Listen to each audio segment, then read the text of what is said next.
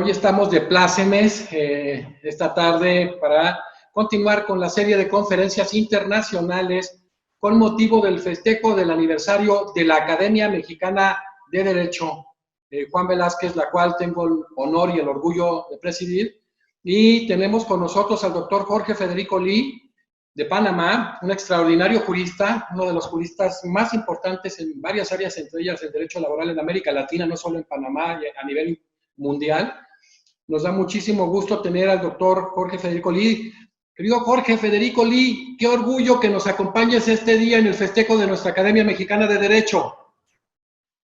José de Jesús, un enorme placer estar contigo, acompañándote en esta celebración.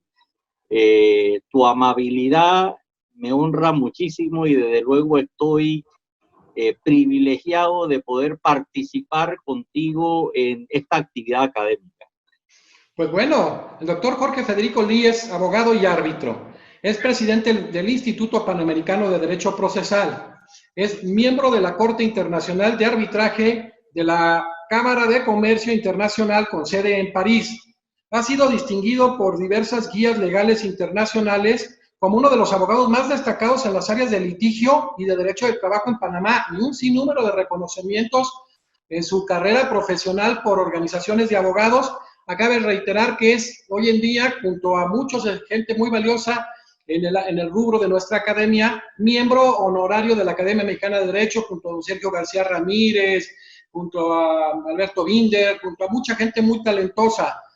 Ha sido distinguido por un sinnúmero de instituciones.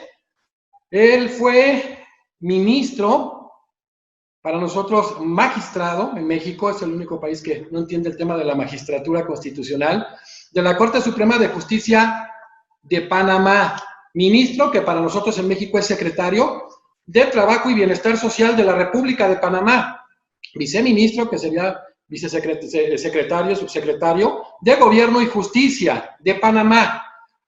Bueno, fue corredactor de varios códigos y leyes en Panamá, como el Código de Familia, la Ley de la Defensa, de la Competencia y la Sección Laboral de la Ley Orgánica de la Autoridad del Canal de Panamá, y profesor de la Universidad de Panamá. Y reitero, miembro honorario de la Academia Mexicana de Derecho. ¿Sí? Don Jorge Federico Lee hoy nos va a disertar con el tema replanteamiento del derecho del trabajo en tiempos de esta pandemia, de este COVID-19. Es extraordinario que hemos encontrado juristas de la talla de Jorge Federico Lee a nivel internacional en cada una de las áreas de experticia en cuestión de derecho procesal, y han hecho un planteamiento que lo vamos a hacer llegar como una guía.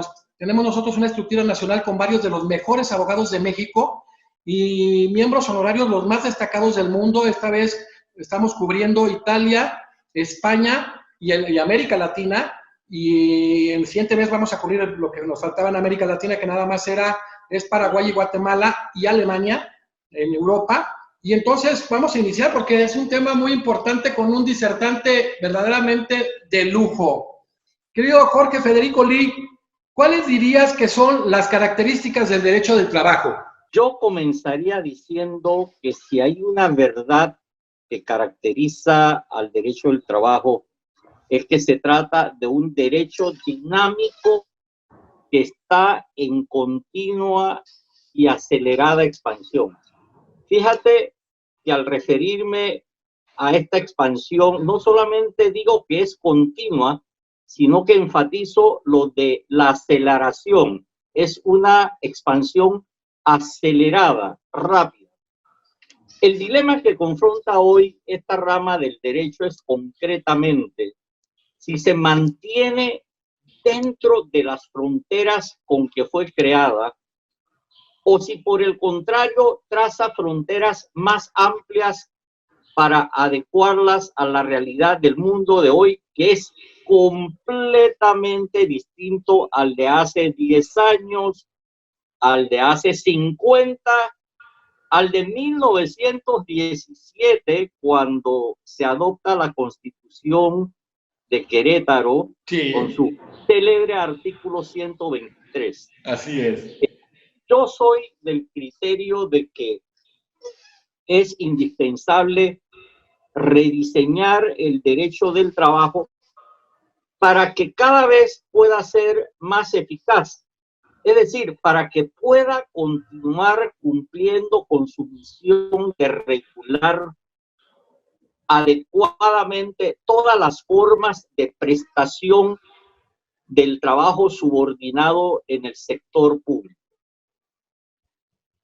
El derecho al trabajo fue estructurado con un propósito de tutela, pues tiene como finalidad esencial, como se sabe, proteger al trabajador, y por ello regula la relación entre el empleador y el trabajador sobre una base de justicia social, fijando una especial protección estatal en beneficio del trabajador. Pero ¿por qué brinda esta protección? Lo hace porque parte de la premisa que configura una presunción juris et de jure de que en la relación entre ambas partes, o sea, entre el empleador y el trabajador, este último es la parte débil.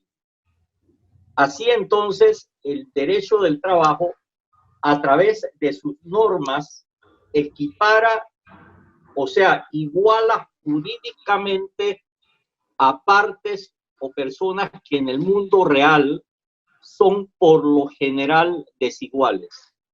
Y con este objeto, el derecho del trabajo, primero, dispone que los derechos que la ley reconoce a favor del trabajador son derechos mínimos, principalmente el salario mínimo legal. No se puede pagar un salario debajo del que fija la ley periódicamente.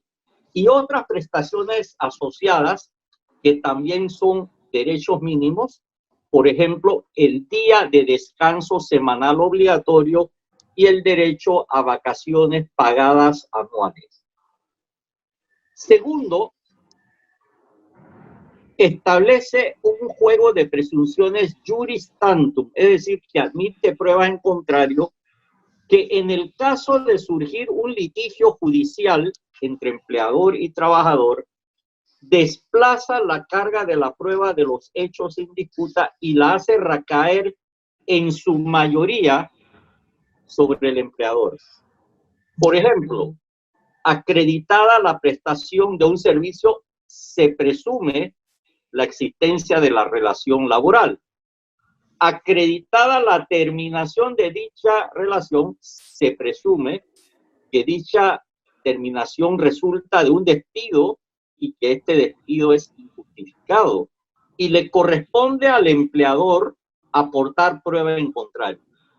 Por último, el derecho del trabajo facilita y protege la creación, existencia y funcionamiento de sindicatos para que los trabajadores puedan tratar en forma organizada con el empleador, dándoles la fuerza resultante de la unión y de la posibilidad de negociar con el poder que da el mecanismo de huelga, que es una forma de lograr o de presionar al empleador para lograr condiciones de trabajo que de otra manera probablemente el empleador no daría. Perfecto. Sí. Ahora bien, es completamente cierta esta presunción de que el trabajador siempre es la parte débil en la relación de trabajo. Yo creo que este punto es importante, porque a veces se cree que es una proposición absoluta. En la mayoría de los casos suele serlo, pero no siempre. Y esta es la situación de los trabajadores calificados. No solamente los altos ejecutivos que tienen capacidades de administración o dirección de empresas, sino cualquier cualquier trabajador que posea un talento, una destreza o una habilidad con alta demanda. Por ejemplo, los futbolistas. Los futbolistas, no solamente los consagrados, sino los jóvenes de las escuelas de fútbol que tienen o que están dotados de un gran talento. Entonces, están en gran demanda y están en capacidad de negociar las condiciones de contratación. Los trabajadores de tecnología, los informáticos, e inclusive los trabajadores de campo que operan maquinarias y equipos sofisticados, en la práctica son los que suelen imponer las condiciones para aceptar una oferta de empleo por el poder negociador que detentan. Así que si una empresa quiere ficharlos, es decir, si quiere contratarlos como trabajadores, estos trabajadores son usualmente los que imponen la remuneración y las demás condiciones de contratación. En este punto, permíteme hacer una digresión para referirme a un aspecto que pasa desapercibido, y es la forma en que el derecho del trabajo se refiere o trata a los sujetos de la relación laboral. Y me refiero al simbolismo que el derecho del trabajo utiliza en el lenguaje de sus normas o disposiciones. En algunas legislaciones, para justificar o dar fundamento ideológico a la protección estatal en favor del trabajador, se usa un lenguaje que acentúa la relación de desigualdad entre los sujetos, aludiendo por una parte al patrón y por otra parte al empleado, con lo cual se destaca el poder de dirección que ostenta el primero y la condición subordinada del segundo. Por ejemplo, la Ley Federal Mexicana de Trabajo de 1970, en su artículo 10, da el nombre de patrón a quien recibe el servicio, y en los sistemas anglosajones se identifica a quien presta el servicio como employee, o sea, empleado, y no como worker o trabajador. Y hago una digresión de la digresión. Resulta que el Código de Trabajo vigente en Panamá, que fue adoptado en 1971 y entró en vigencia al año siguiente, tomó como fuente principal precisamente la Ley Federal Mexicana de Trabajo de 1970, y por eso yo me siento muy cómodo refiriéndome a la legislación laboral mexicana. Bueno,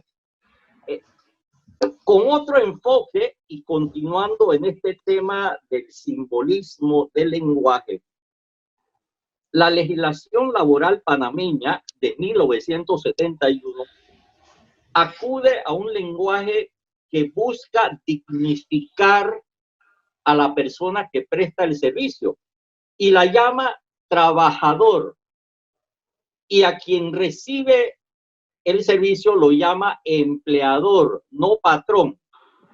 Y como salta a la vista, estos términos tienen una fuerte carga simbólica porque identifica a los sujetos de la relación en función de quién presta el servicio personal y quién lo requiere y lo recibe, y no en función de la subordinación en que se encuentra la persona que brinda el servicio y del poder de mando o de dirección de quien recibe ese servicio, o sea, del empleador.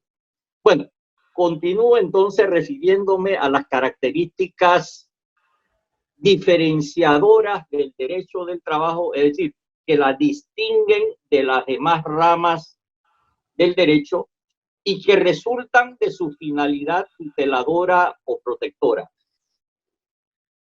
Antes dije que los derechos que consagra son derechos mínimos.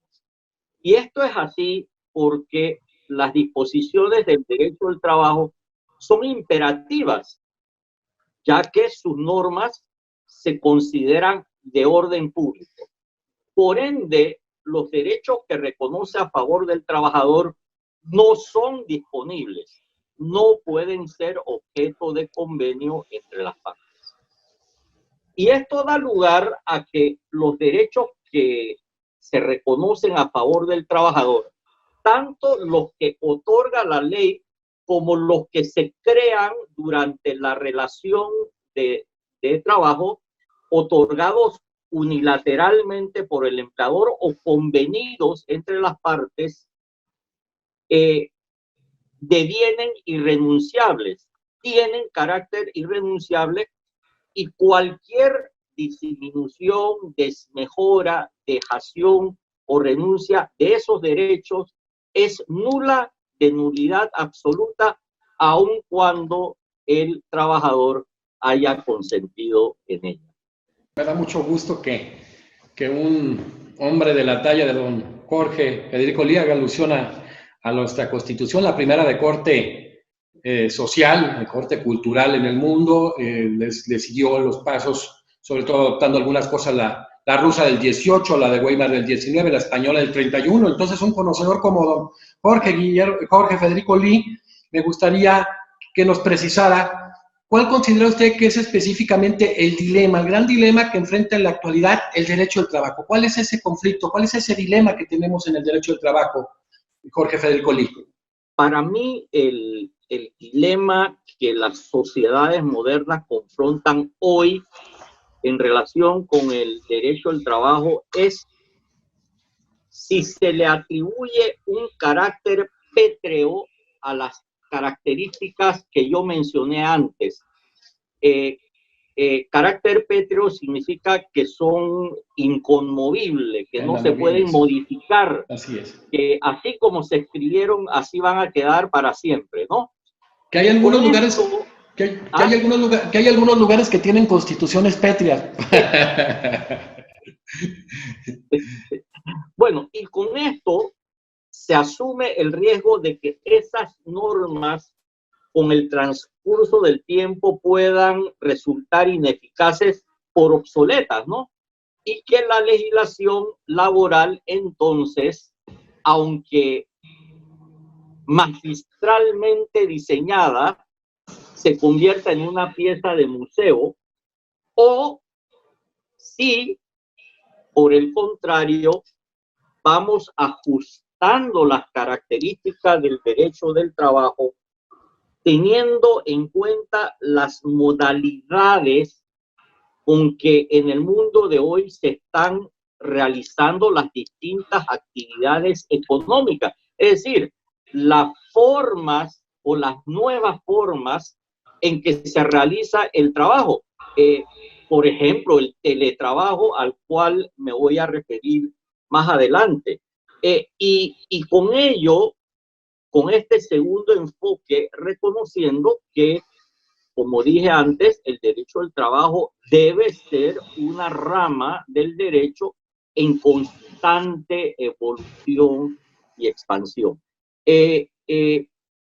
Preciso que cuando uso la expresión pieza de museo, estoy refiriendo a una norma jurídica vigente, es decir, a una norma o a un instrumento de derecho positivo, pero que carece de uso o de eficacia por su obsolescencia, su inutilidad y su ineficacia.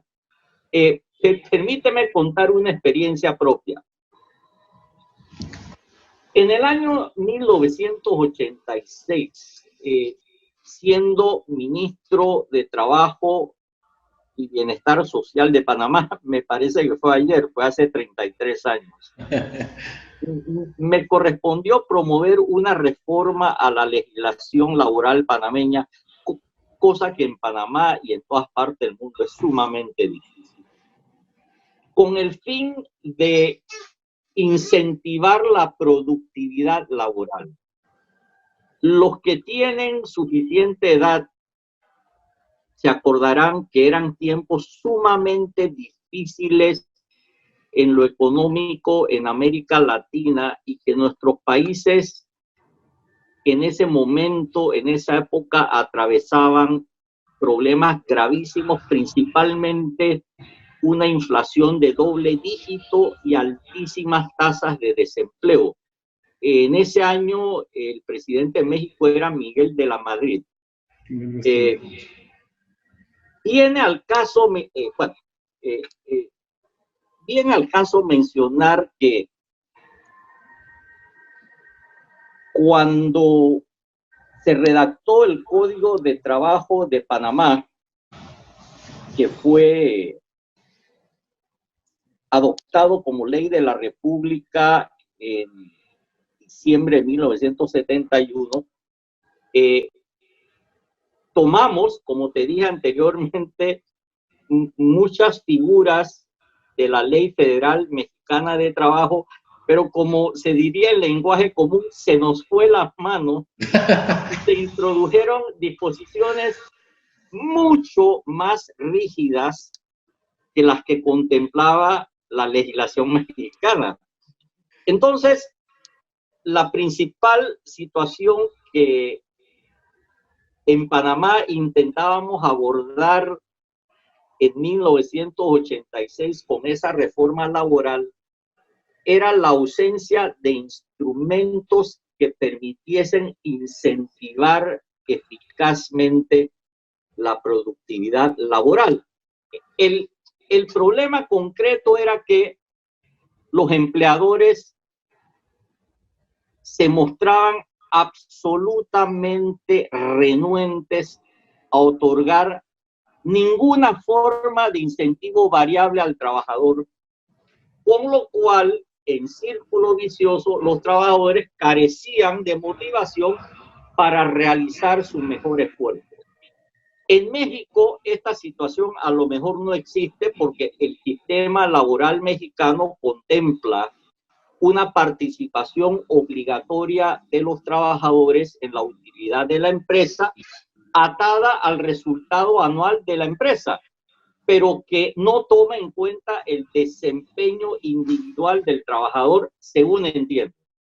En Panamá no existe esta regla de la participación de utilidades forzosas y el empleador es libre o no de otorgar incentivos variables tales como la participación en la utilidad.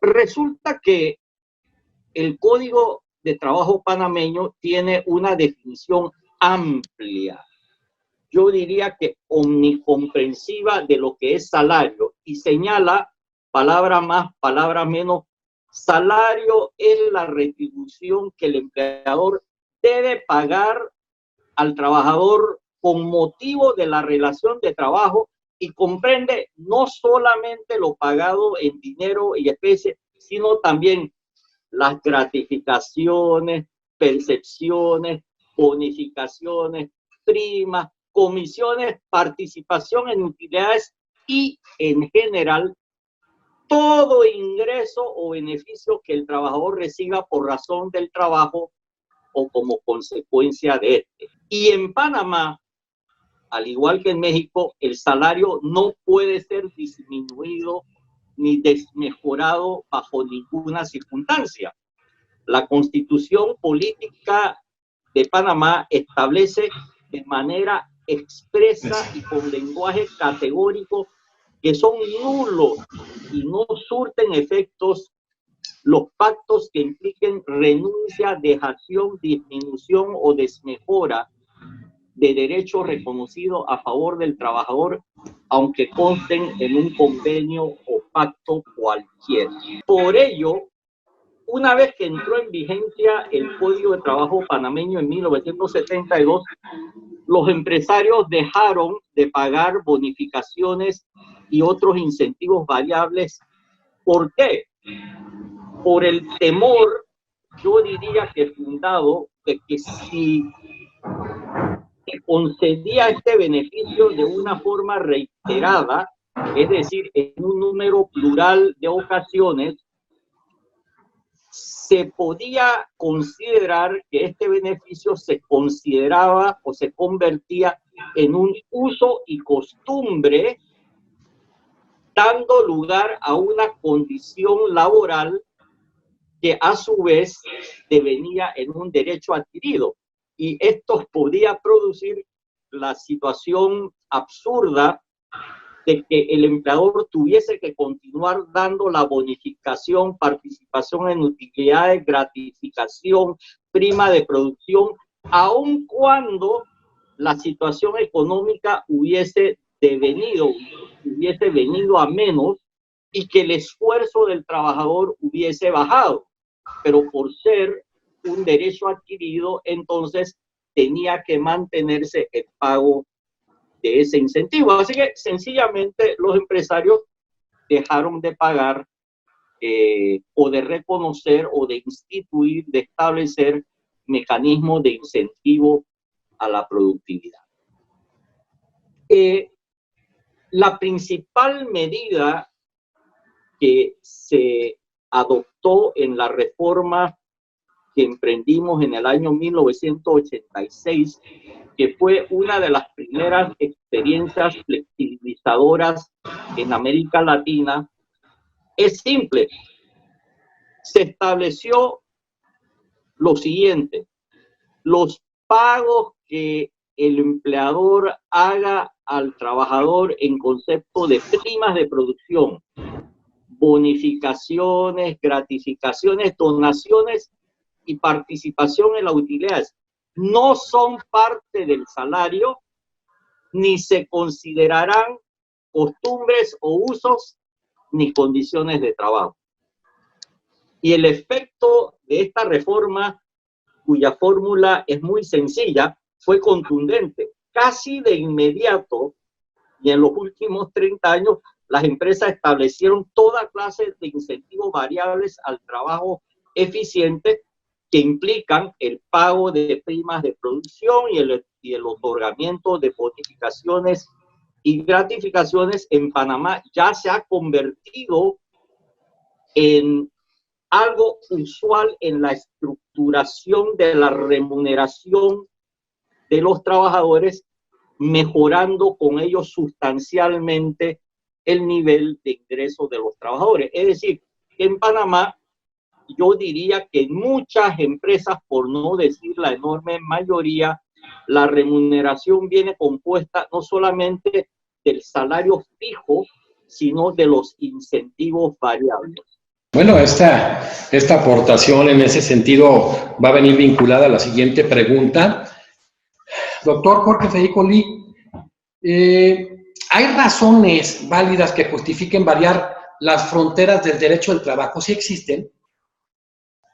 Es incuestionable que las fronteras actuales del derecho del trabajo se están difuminando. Quien no lo reconozca, quien no vea esta realidad, contribuye al riesgo de dejar que el derecho del trabajo se convierta en un instrumento absolutamente inocuo.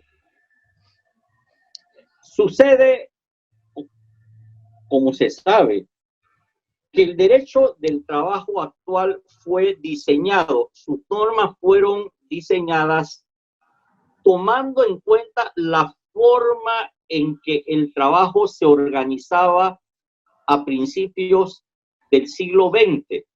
Específicamente, las disposiciones del derecho al trabajo regulan la relación entre el empleador y el trabajador en función de que el trabajador presta sus servicios en una línea de producción, que es un método de organización del trabajo que surgió a partir de la revolución industrial de mediados del siglo XIX y que fue perfeccionada en la década de 1920, hace exactamente 100 años, por la compañía de automotores estadounidense Ford. Ford Motor Company. Y me refiero a la línea de ensamblaje en el proceso de manufactura en la cual los trabajadores van agregando piezas o van realizando trabajos en secuencia, trabajos secuenciales en varias estaciones de trabajo que están ubicadas a lo largo de la línea de producción. Y esto, a su vez, suponía o dio lugar a que en las legislaciones laborales creadas en el siglo XX, porque el derecho al trabajo es una rama autónoma del derecho que surge y adquiere existencia o autonomía en el siglo XX. Decía que esto supone que entonces el derecho del trabajo en el siglo XX se crea con dos elementos que hoy se consideran o se siguen considerando todavía sacrosantos en el derecho del trabajo. Primero, la obligación del trabajador de prestar su servicio al empleador en el centro de trabajo, o sea, en el establecimiento del empleador. Uno siempre parte de la premisa, o está implícito, que la prestación del servicio se tiene que hacer el trabajador saliendo de su hogar, tomando transporte público, transporte privado o por la forma que pueda para llegar a un centro de trabajo que le pertenece al empleador. Y el otro elemento es la aplicación de una jornada ordinaria máxima de trabajo de 8 horas en la jornada diurna, ¿no? Se disminuye en la jornada nocturna y en la jornada mixta. Y esta forma de organización del trabajo también acentuó y consagró un dogma esencial del derecho del trabajo. El trabajo que regula el derecho del trabajo es un trabajo subordinado. Es decir, que la persona natural que presta el servicio al empleador lo hace en condiciones de subordinación jurídica, es decir, sujeto en todo momento al poder de mando o de dirección que ejerce el empleador. Bueno, esto que acabo de mencionar, que digo que son las fronteras actuales y los dogmas sacrosantos del derecho del trabajo, yo creo que hoy día están bajo ataque. Yo creo que hoy día uno puede cuestionar si no hay que considerar modificarlas. Y esto debe dar lugar a un examen serio por parte, no voy a decir de los gobiernos, por parte de las sociedades. Viene un tema interesante ya después de lo que se ha vertido, querido doctor Jorge Federico Lee. ¿Cómo consideras cuándo empezó a variar la forma en que se presta el trabajo? ¿Cuándo fue ese momento? Yo creo que el derecho del trabajo, por ser una rama jurídica en constante evolución, siempre ha estado cambiando. El cambio normalmente ha sido lento, pero creo que hubo un momento hace ya varias décadas cuando se empieza a notar, ¿no? Una cosa es que algo cambie imperceptiblemente y otra cosa es el cambio que se nota, ¿no? Creo que se empezó a notar cuando algunas empresas manufactureras empezaron a explorar la posibilidad de abandonar el mecanismo de línea de producción o línea de ensamblaje en favor de equipos autónomos de trabajo, cada uno de los cuales manufactura el producto final. Esto fue un concepto originado en Japón que adquirió en algún momento mucha popularidad y que de alguna forma ya ha mellado la forma de organización o el método de trabajo que supone la línea de producción. Pero el acontecimiento que definitivamente marcó un punto de inflexión en el desarrollo del derecho del trabajo fue el impresionante avance en la tecnología que el mundo ha alcanzado a partir de unos 40 años, pero sobre todo desde que se inició el presente milenio.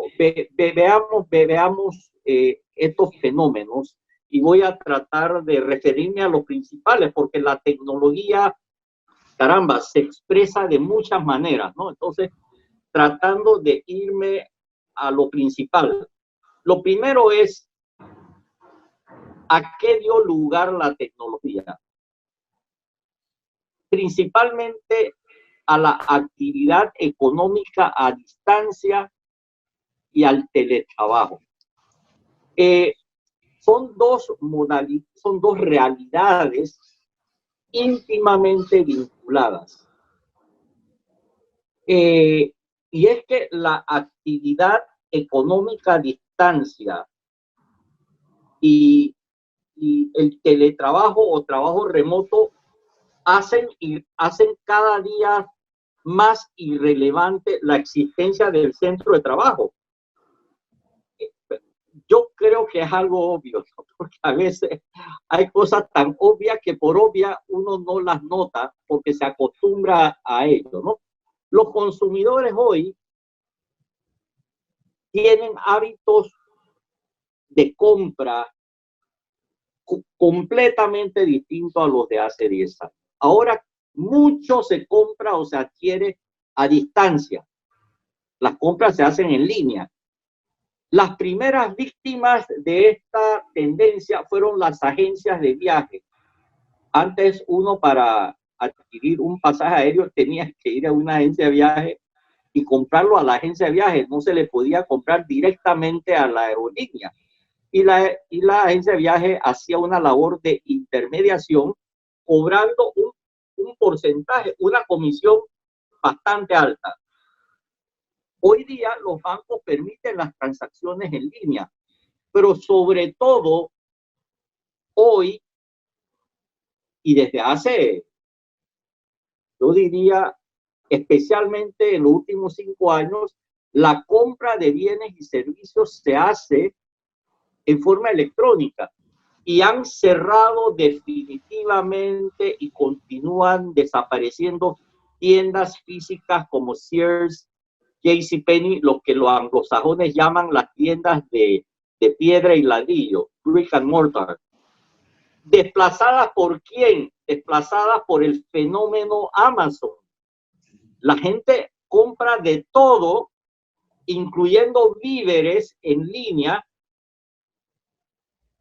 en vez de acudir a los almacenes para comprar personalmente.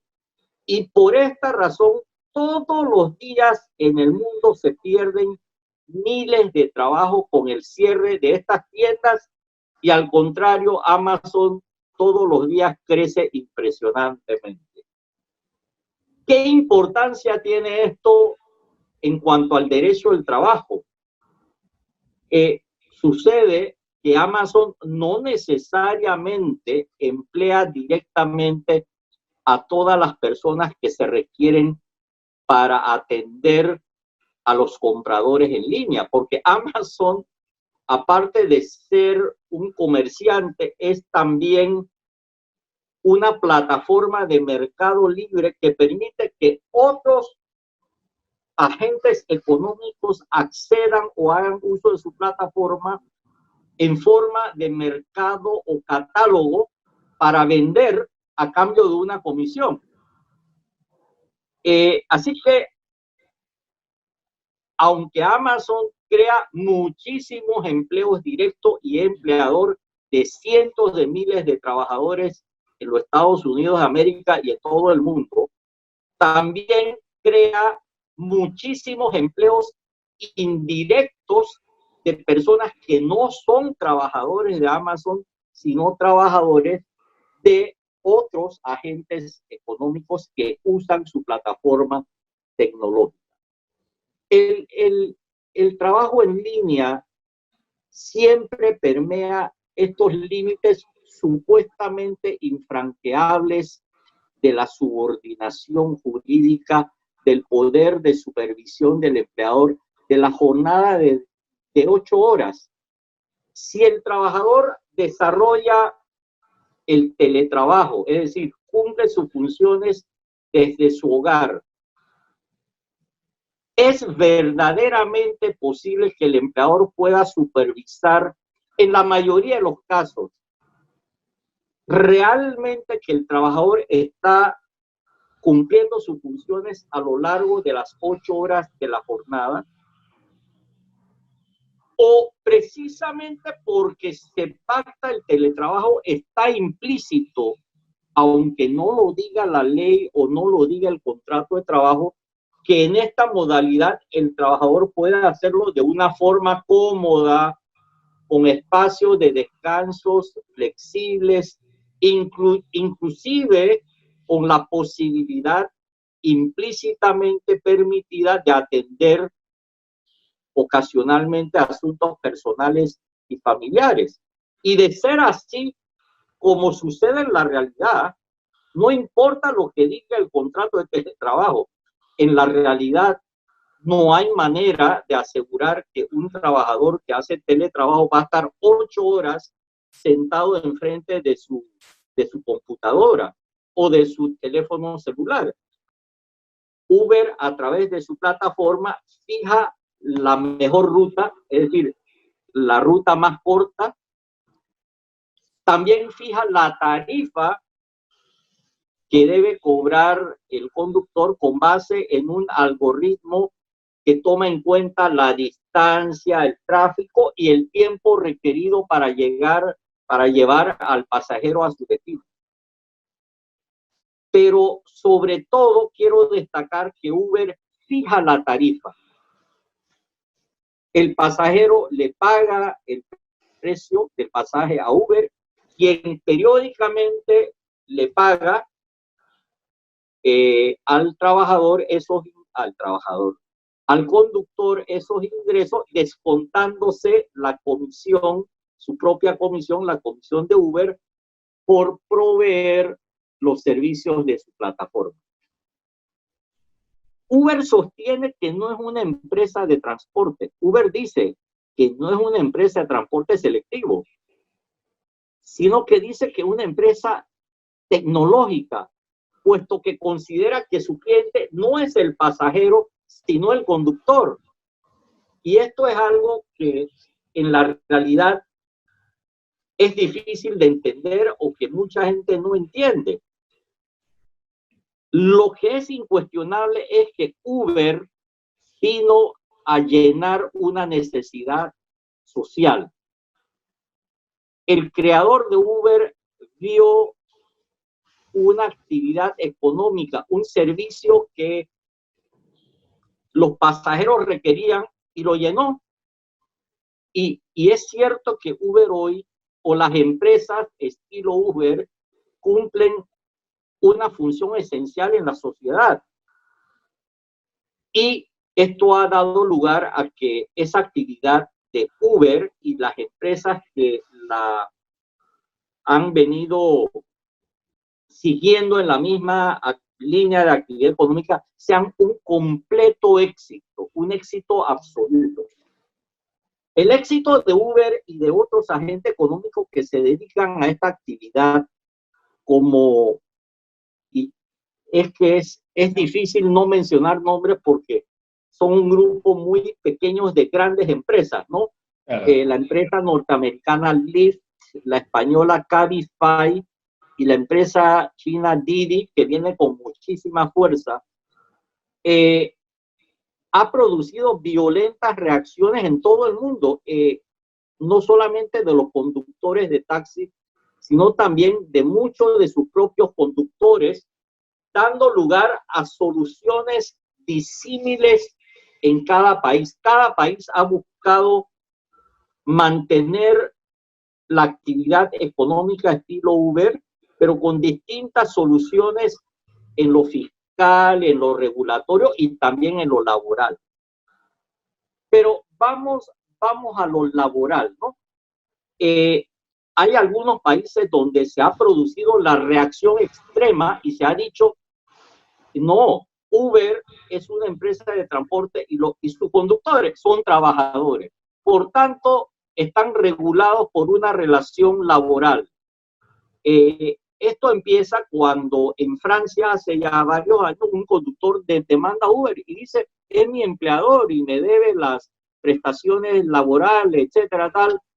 Y el caso llega finalmente a la Corte de Casación de Francia, el más alto tribunal francés, la cual en una trascendental sentencia emitida recientemente determinó que existe una relación de subordinación jurídica entre Uber y el conductor y que por ende el conductor transporta al pasajero como trabajador y no como conductor autónomo, es decir, no como trabajador por cuenta propia.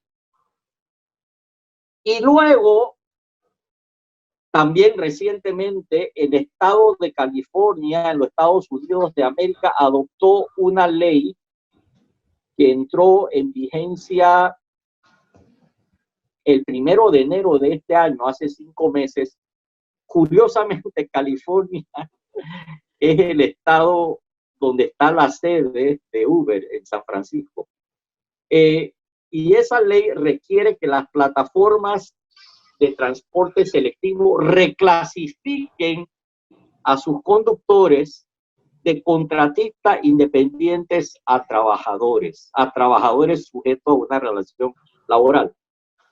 ¿Qué han dicho Uber y las otras empresas que se dedican a esta actividad económica? Han dicho que no lo van a hacer, que no van a tratar a sus conductores como contratistas y que para ello van a ajustar la forma en que operan al marco que ha establecido la sentencia de la Corte de Casación de Francia y la ley californiana. La Corte de Casación francesa dijo que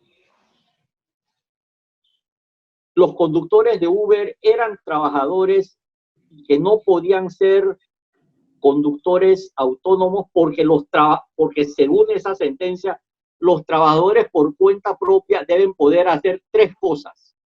Primero, manejar su propia clientela.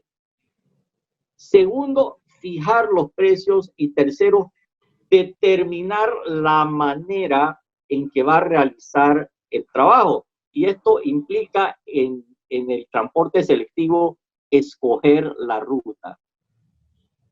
¿Y qué ha dicho Uber que va a hacer? Uber dice, primero yo voy a dejar que el conductor decida si acepta, si cuando aparece una solicitud de transporte, que el conductor decida si acepta o no transportar a ese solicitante. Segundo, que el conductor fije la tarifa que quiera cobrar. Y tercero, que determine la ruta que debe seguir. Asumiendo, fíjense lo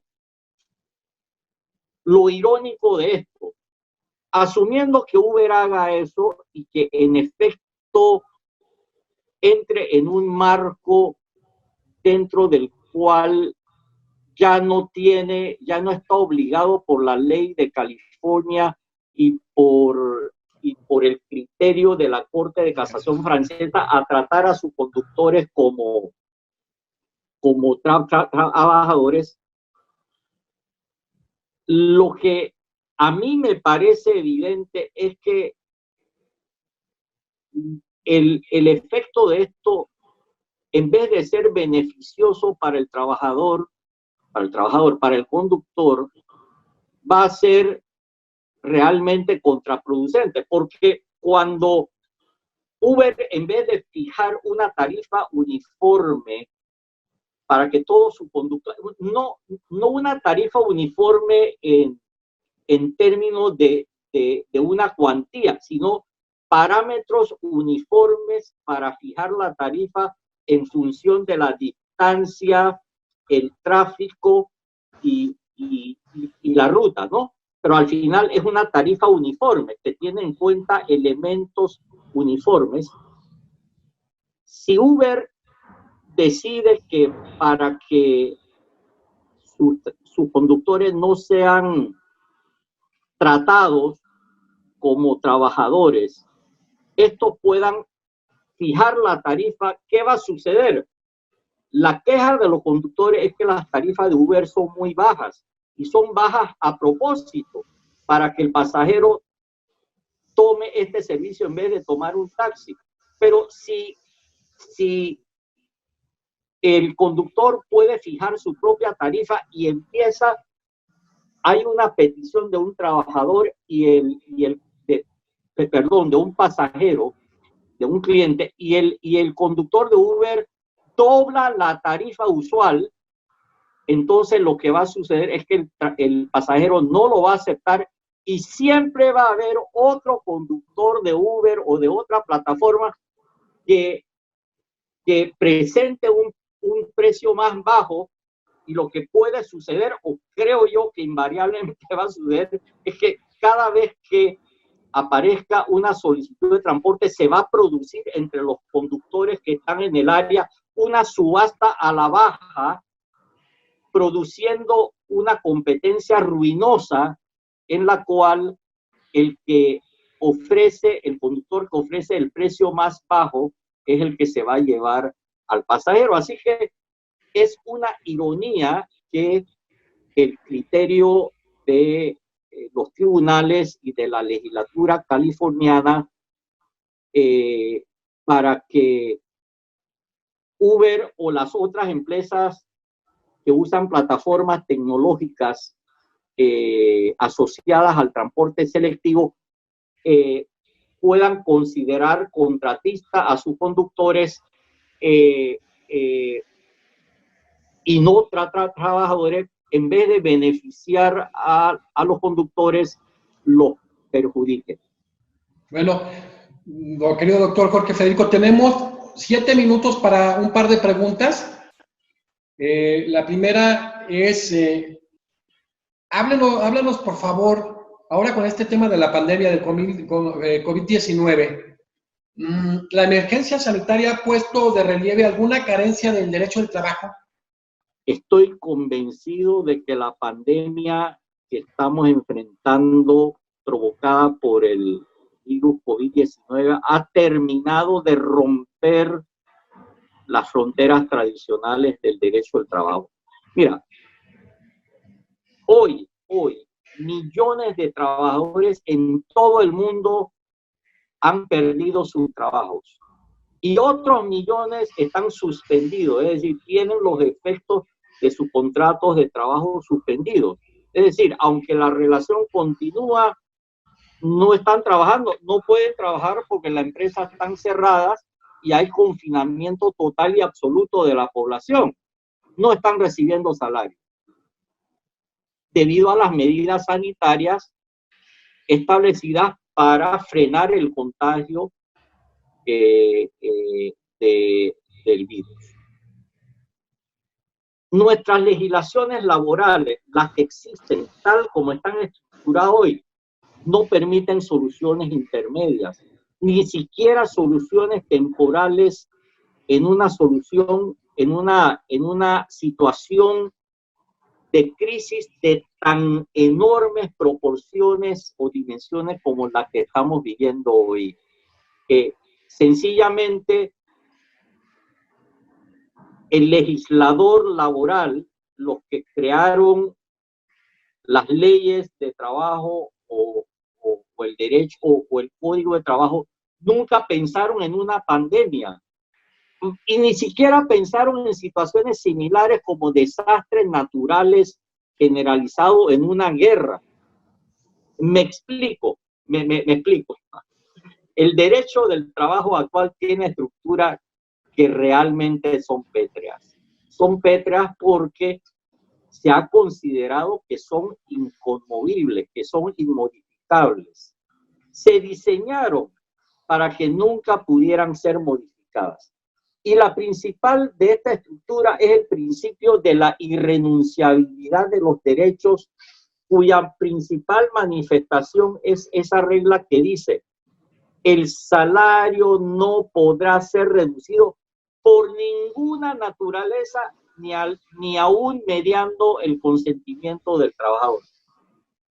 Y por ello, en una situación como la que estamos enfrentando en la actualidad, en que por una crisis económica gravísima originada en caso fortuito o fuerza mayor, es decir, hechos que no se podían prever o que pudiéndose prever era imposible de resistir o de evitar, la legislación laboral vigente en nuestros países, no en un país, en todos nuestros países, le impide a la empresa y al trabajador pactar, por ejemplo, una reducción temporal del salario o el ajuste de las condiciones laborales de los beneficios convencionales, no de los beneficios establecidos en ley, ajustarlos a la baja o suspender su aplicación,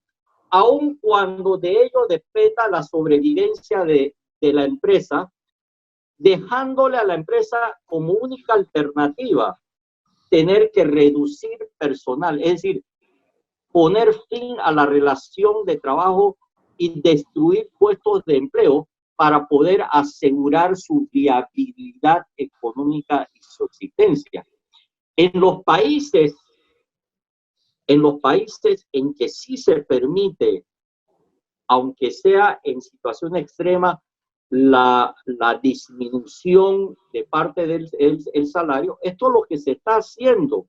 Algunas de las aerolíneas europeas, me parece que Lufthansa ha anunciado que llegó a un acuerdo con sus trabajadores para reducir, creo que en un 45% de manera temporal, el monto de los salarios para asegurar su existencia económica.